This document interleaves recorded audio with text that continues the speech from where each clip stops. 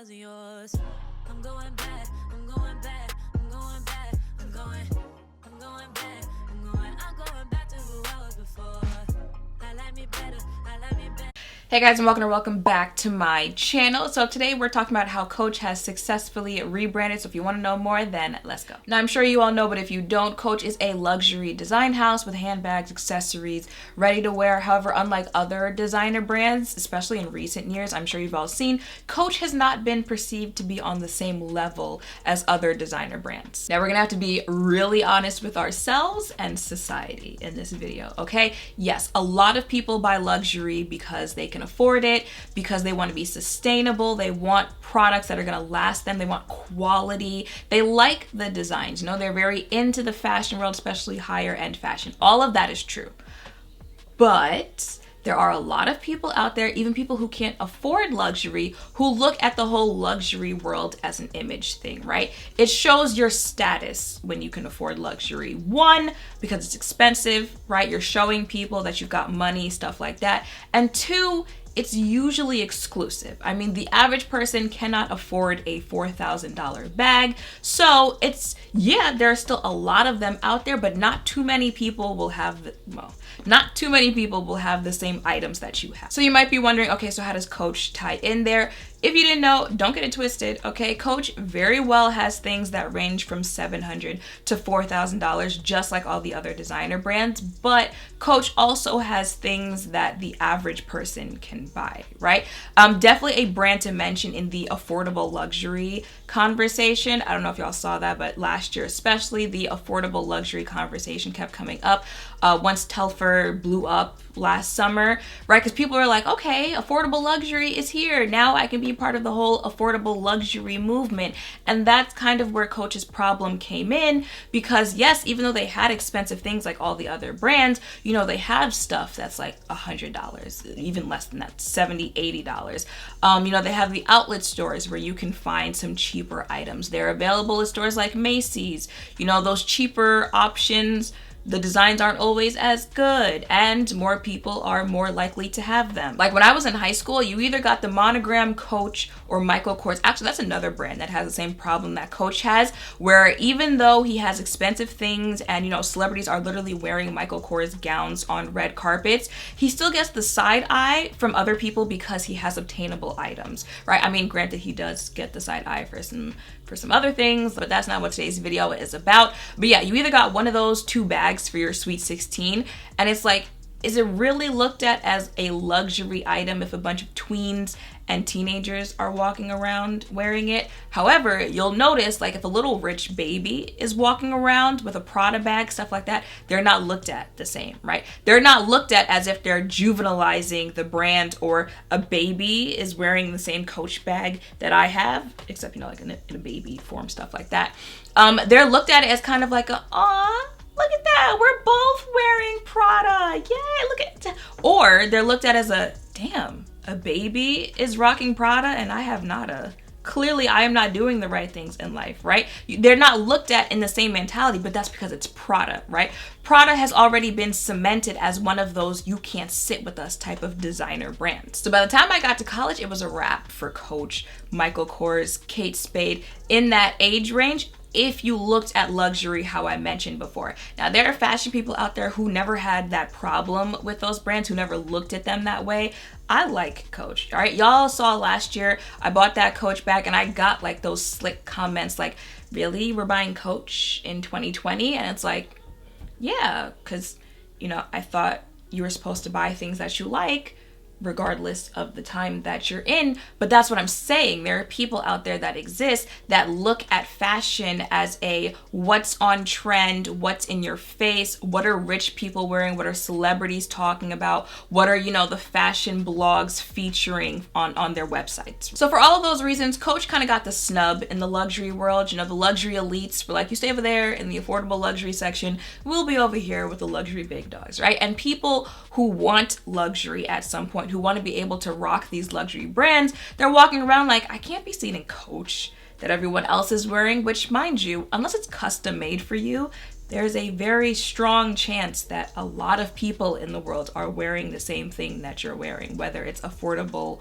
or luxury, right? So people will be like, I can't wear the same monogram Coach bag that everyone's wearing, and then they get their first like $700 to splurge with, and they go buy So Kate's, right? Now they're sitting at the banquet, and they're not like, oh no, everyone in this room is wearing So Kate's. I'm so embarrassed because everyone's wearing the same thing that I'm wearing. If anything, they're sitting in there like, everyone in this room is wearing So Kate's.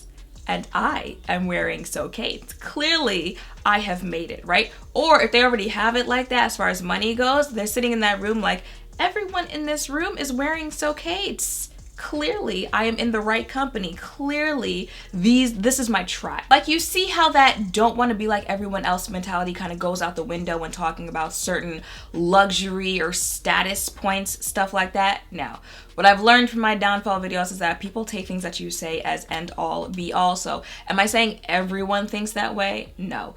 Do a lot of people think that way? Yes. And to even insinuate that a large amount of people don't think that way would be disingenuous. Now for the good news, right? You might have noticed that you've seen a lot of Coach in the last year and seen it in a good way, seen it talked about, seen it featured in a good way. Coach has done something that a lot of luxury brands refuse to do, and that's not only be more digital, but also start incorporating influencers. I think I talked about this in my Victoria's Secret video, but a lot of these old school mall brands, definitely luxury brands, refuse to keep up with the times and have a online presence. And a lot of them don't have to, right? Like Louis and Chanel, they don't have to do that. We are Louis Vuitton and Chanel.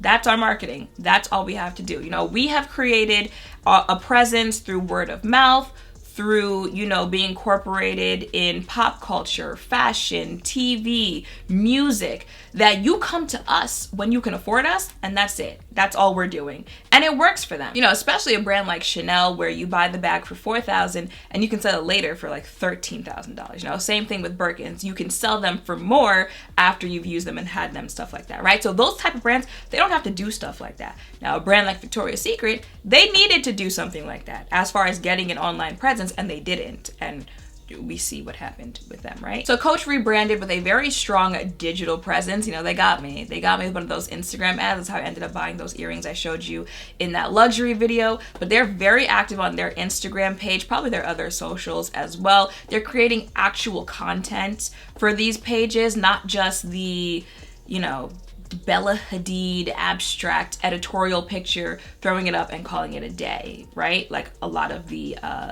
luxury brands pages look like if you visit them. They're also incorporating actual creators that a lot of luxury brands are not going to do. Again, not only do they not have to include influencers, but a lot of them don't even include celebrities like that. You know, outside of making celebrities brand ambassadors, letting them pull for shows, dressing them for events, stuff like that. Yeah, again, Chanel is not sending a PR box, right? So it's actually been interesting to see how Coach is incorporating influencers, because whether you like them or not, influencers make companies money. And if luxury is what Coach is going for in this rebrand, and, you know, trying to find another way to portray themselves as a luxury brand, which they are, and I'm not just saying just portray, then influencers are a good way of doing that, because influencers can make anything look like luxury. Literally anything. They can make toast look like luxury. They get the right filters, the right aesthetic, right? Love that word. Aesthetic, the right angle for the pictures, and now you've got this toast that looks like it's the best thing since sliced bread. You know, and y'all know what type of pictures I'm talking about. The ones, it's toast, got a little egg and avocado on it, right? Sprinkle some pepper on it. Get the right angle and you're like, yes, look at me. I feel like I can take on the world now because I've got pretty toast. Because I started my day out with this breakfast that is clearly better than everyone else's because it looks like this. Look at it. And it's that easy to do. They're still utilizing celebrities though. Like Coach has made J-Lo the face of the company. They also made Meg Thee Stallion a brand ambassador, which that's another thing that other luxury brands are not doing. We all know Meg Thee Stallion is very popping right now, but she's a rapper. And honestly, if you're not Meg, Nicki, you know, she had the Fendi collab, Cardi, Doja. If you're not one of those girls, then these other brands are paying you dust as a rap girl, okay? They're not inviting you to their shows. They're certainly not making you the face of anything. And honestly, behind closed doors, they probably don't even want you wearing their stuff. So Coach made Meg a brand ambassador, and people started seeing Megan and Coach, and they were like, wait a minute, since when did Coach have heat like this? And I've seen influencer campaigns on these engines that influencers go on to look for sponsorships, and my thing is, if it's working, if it's got everyone talking about it, then why not do it? Now, I know the reputation that the influencer world has received because of very specific people, okay? And we see how some people look at the luxury world, so I understand why those two worlds are not going to mix for some people, right? But I say this all the time when I'm talking about makeup companies and stuff like that. You can't all be Fenty, right? All these makeup brands can't be Fenty. They can't be that trendy, popping brand without having to do too much.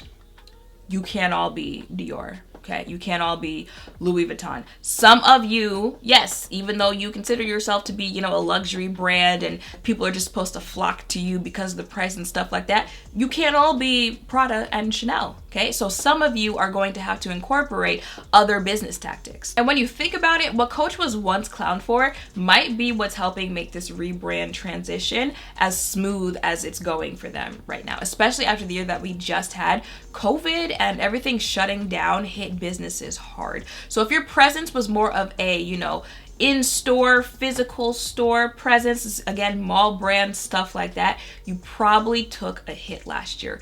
And more people were at home last year, so you're online a lot more.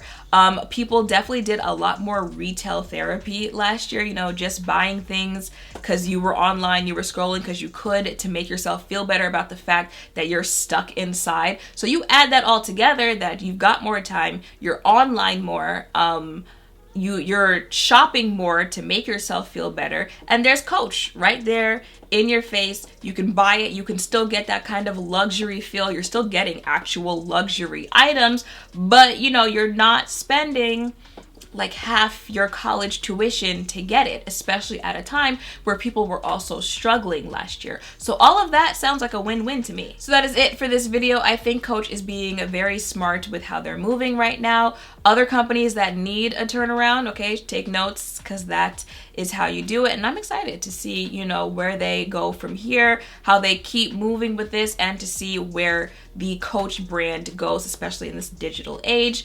And yeah, that is it for this video. You know, I hope it was a little interesting to hear some of these things. Let me know your thoughts. You know, if you've always been Team Coach, if you're Team Coach now, if you still don't like Coach, let me know all of that down below. Make sure to thumbs up, comment, subscribe, turn notification bells down below. Thank you all for watching. I'll see you in the next one. Bye. Yeah, yeah,